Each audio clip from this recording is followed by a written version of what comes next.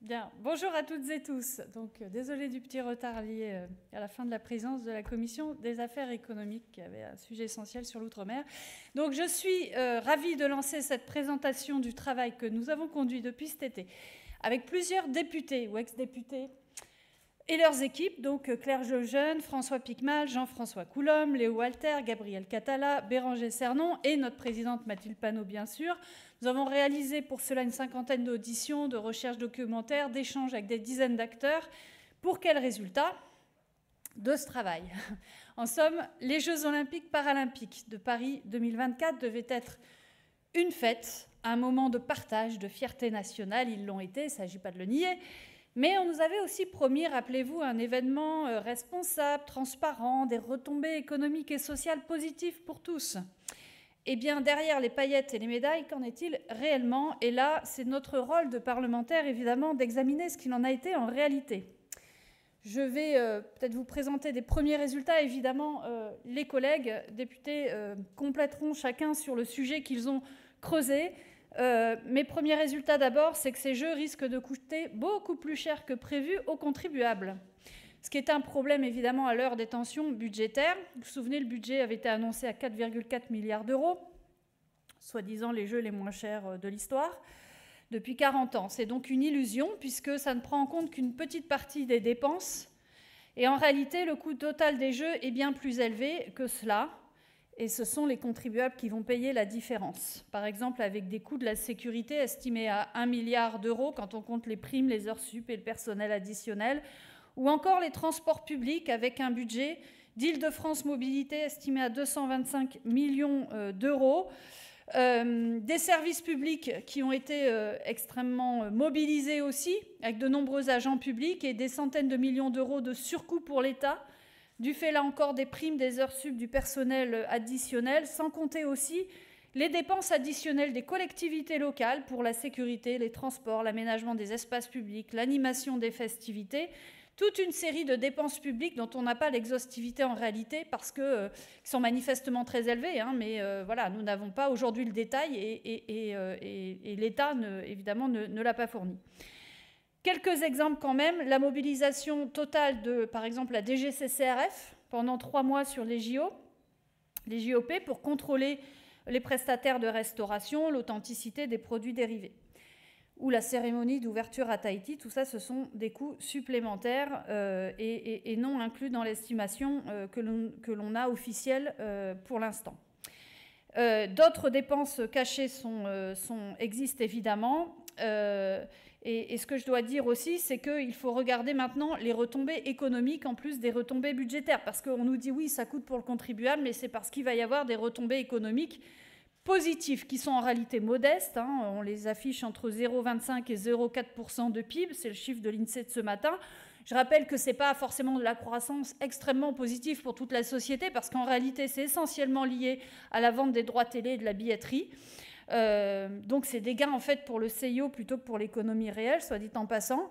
L'impact sur l'emploi, mais mon collègue Béranger Cernon reviendra sur les conditions de travail. L'impact sur l'emploi, c'est pour le moins contrasté. Des créations d'emplois, certes, qui peuvent être estimées importantes, mais très temporaires, précaires, peu qualifiées. Par exemple, une agence de travail de ma circonscription en Seine-Saint-Denis confirmait qu'en fait, il y a des centaines d'agents de sécurité qui ont été formés pour lesquels il n'y a pas de débouché aujourd'hui. Plus préoccupant, c'est que les Jeux, en fait, ont créé des évictions touristiques, économiques, qui ont affecté certains secteurs d'activité, le commerce, la restauration, la culture. D'ailleurs, l'évaluation de notre collègue Sarah Legrain sur la culture montre que ces JOP ont détourné des visiteurs traditionnels de musées et de monuments qui ont du coup perdu des dizaines de millions d'euros de recettes. Et à Paris, vous le savez, les secteurs de l'hôtellerie et de la restauration ont dit tous, pour la plupart en tout cas, qu'ils ont vécu une très mauvaise saison.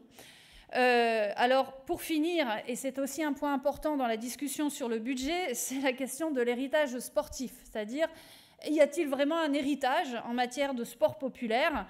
Et en Seine-Saint-Denis, vous savez, c'est ce qui nous a été vendu particulièrement. Vous verrez, vous aurez un héritage en termes de sportifs.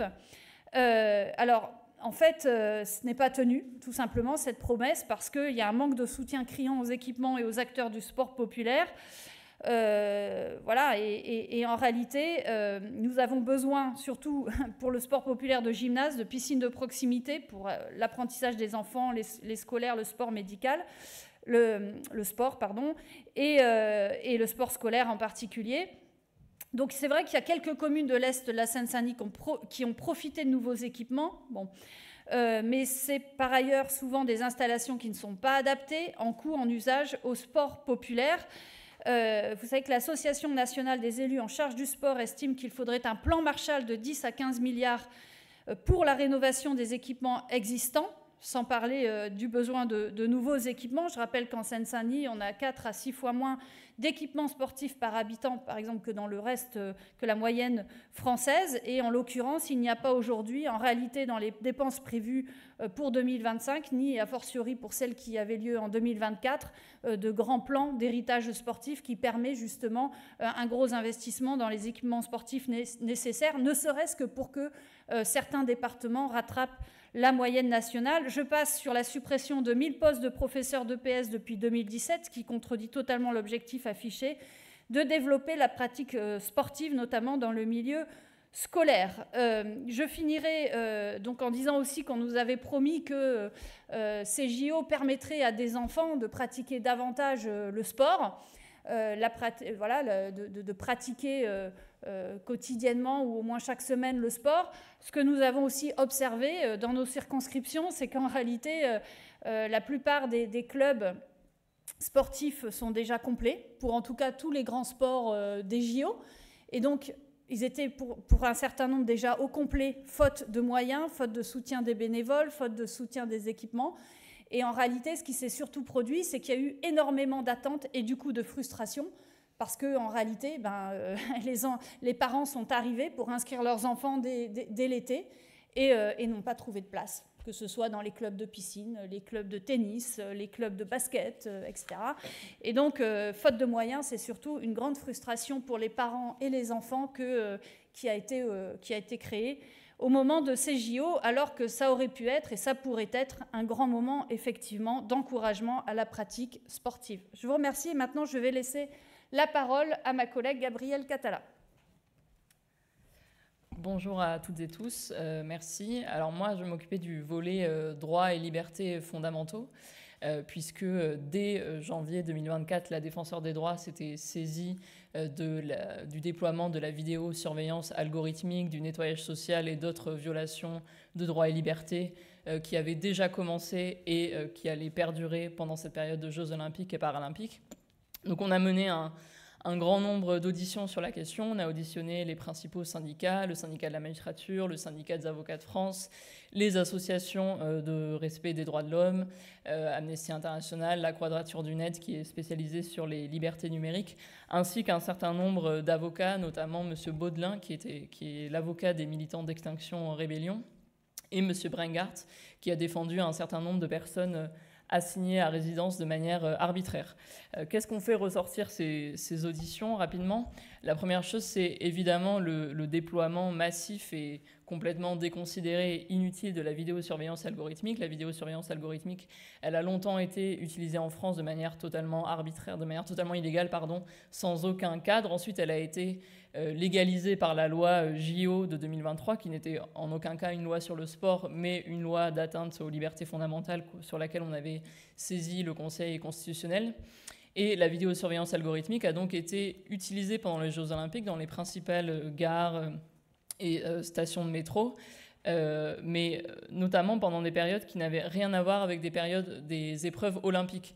Elle a notamment été déployée pendant Roland-Garros, le 14 juillet, donc pendant des très longues périodes, plusieurs jours, avant même que des événements commencent et sans lien avec les JO. On a estimé qu'en fonction du nombre de personnes qui fréquentent les gares RER, les gares SNCF et les stations de métro tous les jours, environ 12 millions de personnes ont été surveillées pendant ces JO-là. La VSA, elle va évidemment, comme toutes les mesures qu'on nous présente comme expérimentales, être pérennisée à jamais dans le droit commun. C'est d'ailleurs ce que Laurent Nunez et le ministre de l'Intérieur ont annoncé dès que ces JO, ces Jeux olympiques et paralympiques se sont terminés. Et sans même que jamais ces techniques de surveillance n'aient prouvé une quelconque efficacité. Il n'y a aucun rapport en France qui prouve que la délinquance est mieux prévenue ou que la délinquance baisse quand on déploie des dispositifs de vidéosurveillance. Et enfin, c'est un grand danger puisque la vidéosurveillance algorithmique est la dernière étape avant le déploiement de la reconnaissance faciale en France, reconnaissance faciale qui est déjà utilisée indirectement depuis la loi sécurité globale et la loi sécurité intérieure, avec par exemple le déploiement de drones qui peuvent se croiser avec certains fichiers de police et qui permettent de surveiller les gens. Au-delà de cette vidéosurveillance, on a assisté pendant les Jeux Olympiques à un très grand nombre d'assignations à résidence qu'on appelle les MICAS. Les MICAS, c'est le nom qu'on donne aux assignations à résidence depuis la loi SILT, c'est-à-dire la loi qui a pérennisé dans le droit commun la loi sur l'état d'urgence de 1955. Et on n'a jamais observé un grand nombre aussi conséquent d'assignations à résidence que pendant les JO. Donc au-delà de nos auditions, Mediapart avait déjà largement documenté ce phénomène. Plus de 500 personnes, enfin plus de 500 mesures ont été prises pendant l'été. Certaines qui ont pu être contestées ont donné lieu à des annulations, puisque ces MICAS sont fondés sur des documents qu'on appelle des notes blanches du ministère de l'Intérieur, qui sont très difficiles d'accès et difficiles à contester. Donc les avocats qu'on a auditionnés nous ont signalé avoir remporté certains cas, puisque la mesure était injustifiée et disproportionnée. Et enfin, on a assisté, comme pendant les Gilets jaunes, les retraites, c'est une dynamique qui est à l'œuvre depuis très longtemps en France, à des gardes à vue arbitraires qui ensuite aboutissent à aucune poursuite judiciaire et qui sont fondés sur des délits qui ne sont en aucun cas caractérisés, notamment ce qui a été utilisé aussi pendant la réforme des retraites pour placer les gens en garde à vue, c'est le délit de groupement en vue de commettre des dégradations ou des violences, qui est une infraction contraire au droit international. Et donc pendant ces Jeux Olympiques, des militants de Extinction Rébellion qui collaient par exemple des autocollants « Les JO, c'est pas Jojo » ont été placés en garde à vue sur le fondement de ce délit-là, pour ensuite être relâchés sans aucune poursuite, de la même manière qu'ils ont été placés en garde à vue après s'être entraînés à monter dans des arbres sans aucun lien avec une quelconque épreuve. Et pareil, évidemment, ça laisse des traces, puisque les militants sont certes relâchés, mais c'est une pratique qui du coup se poursuit et qui se banalise. Et surtout, le placement en garde à vue laisse d'immenses séquelles sur les militants, puisque au-delà de l'aspect psychologique, certains ayant été placés en garde à vue pendant plus de 30 heures, ça permet le fichage policier. Puisque qu'est-ce qu'on fait quand on place les gens en garde à vue? On leur demande leur code de téléphone, on leur demande leurs empreintes, on prend leur identité, et c'est comme ça qu'on dissuade ensuite les militants politiques et écologistes de mener des actions qui devraient être totalement légales dans un état de droit. Voilà, donc j'ai saisi la défenseure des droits pour le groupe dès le 12 septembre à la suite des diverses auditions qu'on a menées. Et elle a annoncé juste après ouvrir une instruction et mener une enquête. Donc là, on attend ses conclusions avec tous les documents qu'on a pu lui transmettre. Merci beaucoup.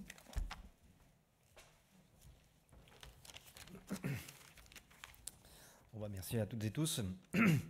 Donc moi j'ai travaillé sur la partie droit social, droit des travailleurs.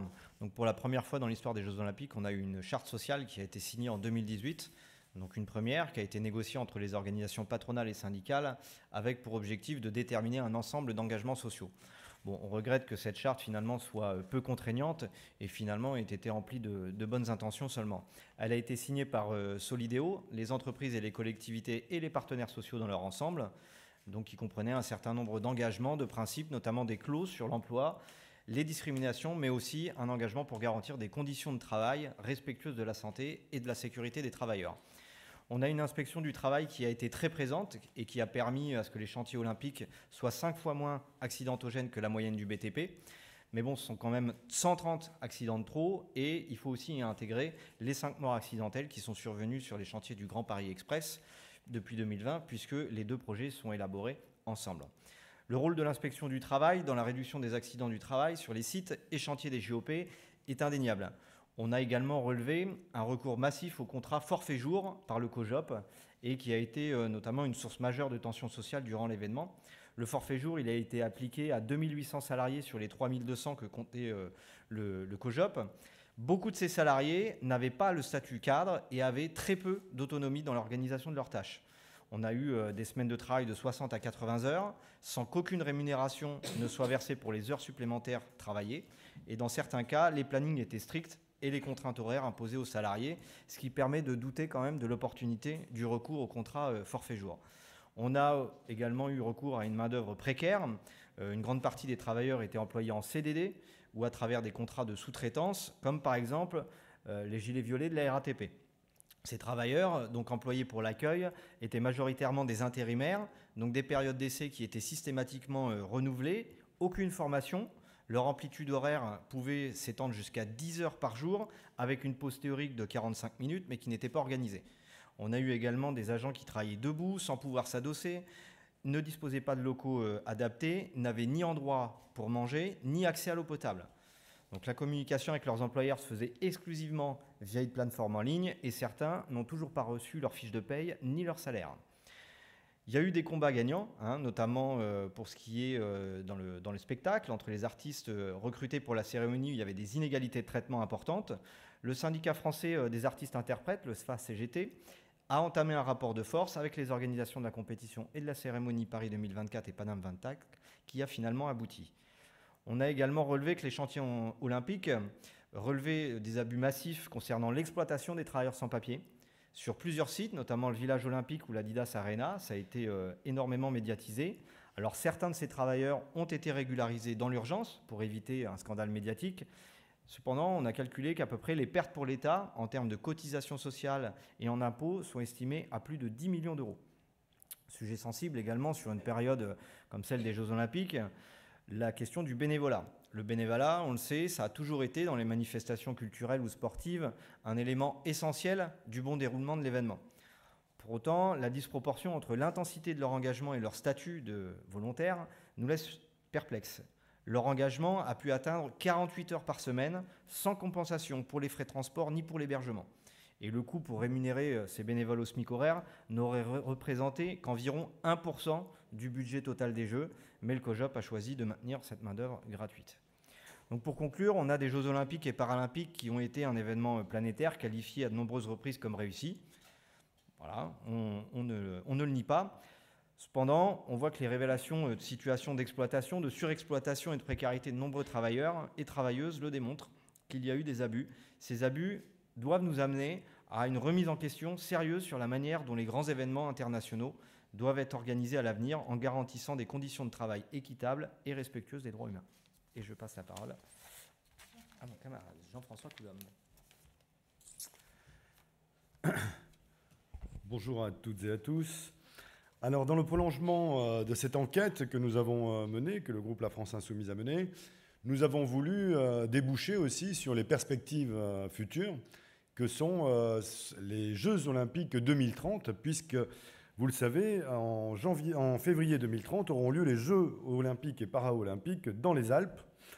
Et c'est à cette occasion que les deux régions PACA et AURA ont proposé la candidature de ces deux régions pour en être les régions hôtes. Le 2 octobre, M. Barnier s'est donc engagé, ou plutôt a engagé l'État, et donc les citoyens et les contribuables, à ce que ces Jeux aient lieu dans nos Alpes françaises, avec tout ce que cela implique pour nos finances publiques.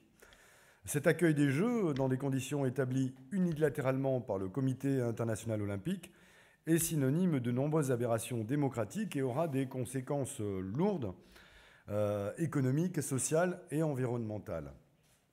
Alors, pourquoi la France a été choisie par le CIO? En réalité, par faute de candidature, puisque certaines villes qui auraient voulu se porter candidates ont vu leur candidature contestée par les populations locales. Et pour les deux autres pays qui auraient pu nous faire concurrence au dernier moment, la Suisse et la Suède, le CIO a estimé que ces deux pays avaient des dispositifs démocratiques, la votation en Suisse par exemple, qui rendaient hasardeux l'aboutissement du projet des Jeux Olympiques chez nos voisins helvètes. Donc il y a là un problème démocratique, parce que cette candidature n'a, chez nous, ici, suscité aucune consultation populaire, alors qu'il s'agit bien d'argent des contribuables, nous y reviendrons, pour voir les masses considérables budgétaires qui sont mobilisées dans un tel projet. À ce déni démocratique, donc, s'ajoutent ses conséquences économiques, puisqu'il est prévu dans le montage financier des Jeux Olympiques 2030 que 23% du total engagé le soit par l'État français. Donc, le montant estimé aujourd'hui par les deux régions Rhône-Alpes, Aura et PACA, se situe aux alentours de 2 milliards, 2 milliards et demi. Vous faites le calcul, ça fait à peu près un quart de cette somme, donc plus de 500 millions d'euros, un demi-milliard d'argent public est engagé par l'État français pour ces Jeux. Je rappelle que les Jeux Olympiques d'Albertville de 1992 n'ont fini d'être remboursés en termes de coûts d'amortissement qu'il y a très peu de temps, par notamment la région et le département, la région Rhône-Alpes et le département de Savoie. Donc, nous avons donc cette problématique d'argent public à un moment où on nous tire des larmes en nous disant que nous n'avons plus assez pour financer les services publics, l'hôpital ou l'enseignement en premier. Donc, M. Barnier a donné sa signature et vient de nous engager toutes et tous à débourser ces montants exorbitants. Mais au-delà de ça, il y a également le contrat ville-hôte qui est soumis par le CIO aux deux régions, Rhône-Alpes et PACA, et dont nous avons pris connaissance et lu attentivement toutes les clauses qu'il contient. Et il nous faut vous dire qu'il s'agit là de clauses léonines pour la très grande majorité, c'est-à-dire qui ne donnent des obligations qu'à l'un des deux contractants, en l'occurrence la France, vis-à-vis du CIO. On a également dans ce contrat une problématique démocratique, puisque en cas de litige, ce n'est pas un tribunal français qui sera chargé de statuer, c'est un tribunal arbitral international dont on sait en quelque sorte le côté partisan dont il peut faire preuve. Et quand bien même il y aurait des recours, c'est la juridiction suisse qui ensuite serait chargée de donner un avis définitif sur les litiges qui nous opposeraient au CIO. Parlons également de l'aspect écologique, bien évidemment, puisque nous sommes là dans des espaces particulièrement fragiles et menacés que sont les territoires d'altitude de notre pays. Cette candidature entre en totale contradiction avec les engagements de la France en matière climatique à l'horizon 2030. Artificialisation des sols, canons à neige alimentés par une ressource en eau qui fait déjà largement défaut. On l'a vu tout à l'heure en évoquant la question du Lyon-Turin, du creusement des tunnels. On a des déperditions massives d'eau dans nos massifs montagneux. Donc, ces régions-là, donc lourdement impactées par le réchauffement climatique, puisqu'on sait également que sur le plan de l'environnement, les territoires d'altitude vont subir en quelque sorte un réchauffement climatique accéléré par rapport aux territoires de plaine. Selon les scientifiques, il s'agit donc d'une aberration écologique et du greenwashing à l'état pur, puisque les deux régions se sont engagées auprès du CIO en disant ce sera des Jeux olympiques absolument vertueux sur le plan écologique. Or, des associations environnementales qui ont voulu rentrer dans la discussion eh bien, se sont vues menacées en région Rhône-Alpes, notamment, de ne plus avoir de subventions par M. Wauquiez, parce qu'il y avait là une menace pour son dispositif à lui. Ensuite, nous avons des conséquences sociales dont il a été question, nous l'avons vu pour les Jeux Olympiques de Paris, mais là aussi, elles sont nombreuses dans nos territoires alpins. Spéculation immobilière dans les territoires déjà très impactés par l'augmentation des loyers et de l'immobilier, qui rendront l'accès au logement de plus en plus compliqué pour les populations locales. Des transports locaux délaissés depuis des décennies, mais des investissements dans des ascenseurs valléens, jusque par exemple à Courchevel, qui sont un exemple bien révélateur. La pérennisation, on l'a vu également avec Gabriel, pour le tout sécuritaire qui avait été expérimenté à Paris et qui devrait également être utilisé pour ces Jeux olympiques d'hiver. Donc vidéosurveillance algorithmique, tri social opéré comme à chaque grand événement sportif, et ce au détriment des populations locales et précaires. En conclusion, la gravité de la situation économique, environnementale et sociale de notre pays ne permet pas la tenue de jeux aux conséquences si délétères. Les festivités sportives, au bénéfice de quelques-uns, ne peuvent se faire au détriment du vivant et des populations locales. Ce n'est donc pas aux citoyens et à nos finances publiques, à nos territoires, de s'adapter aux exigences d'un CIO, mais bien aux organisateurs de ces manifestations de s'adapter à la nouvelle donne budgétaire et à notre connaissance de l'impact climatique et environnemental des activités humaines. Je vous remercie. Bien. Donc c'est pour vous préciser également qu'évidemment, cette commission d'enquête, on la dénomme une commission d'enquête populaire, hein, mais que nous souhaitons évidemment une commission d'enquête parlementaire, ça nous semble la moindre des choses. Et donc, je vous l'annonce, nous déposons une proposition de résolution pour demander une commission d'enquête parlementaire avec tous les pouvoirs conférés à ce type de commission d'enquête pour faire toute la lumière sur les impacts des Jeux olympiques et paralympiques du point de vue budgétaire, social, écologique, économique. Étant donné, évidemment, et ça vient d'être dit, qu'en plus des Jeux olympiques sont prévus d'ici en 2030 avec des impacts aussi qui seront, en tout cas, qui se révéleront sans doute importants. Est-ce qu'il y a des questions ? Je salue ma collègue Sarah Legrain qui a mené aussi une partie des investigations, en particulier dans le domaine de la culture, puisqu'on en a parlé tout à l'heure. Il y a eu des répercussions dans le domaine de la culture également, et des répercussions voilà, en partie négatives.